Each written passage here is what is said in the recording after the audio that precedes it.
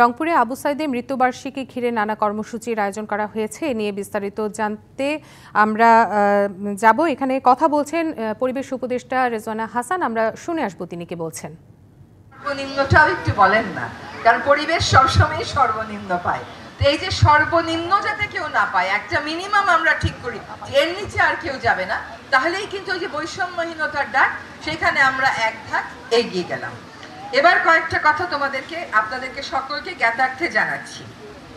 এক হচ্ছে, বিচার তো আমরা চাই, নিশ্চয়ই আসিফ ভাই বলবেন, বিচার কেবল কাউকে ফাঁসি দেওয়া তা না। কিন্তু যদি আবু সাইদের প্রতি, মুগ্ধর প্রতি, ইয়ামিনের প্রতি, আরো অনেক শহীদের প্রতি বিচার করতে হয়, বিচার করতে হবে সমাজটাকে সত্যিকার অর্থে বদলে দিয়ে। শাইনি চুলে এখন হবে সব হেয়ারস্টাইল। সিল্কোর দ্বিগুণ শাইনি চুল প্রতিদিন। শুধুমাত্র একজন অপরাধীকে ফাঁসি দিলেই বিচার হয় না।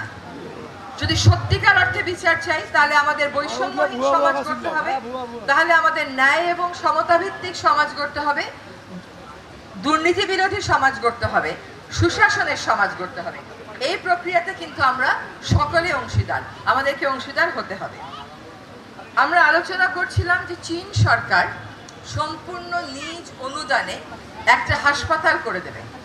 সেই হাসপাতালটা বাংলাদেশের কোথায় হতে পারে? আসিফ ভাই হয়তো মনে থাকবে ওনার নিশ্চয়ই, আমাদের মাননীয় প্রধান উপদেষ্টা বললেন এই হাসপাতালটা রংপুরে হতে হবে, এবং এই হাসপাতালটা এই জন্যই রংপুরে হতে হবে, আপনাদের এই আন্দোলনের অবদানের কথাটা মনে রেখে, এই অবহেলিত পিছিয়ে পড়া জনপদের এগিয়ে যাওয়ার কথাটা মনে পড়ে।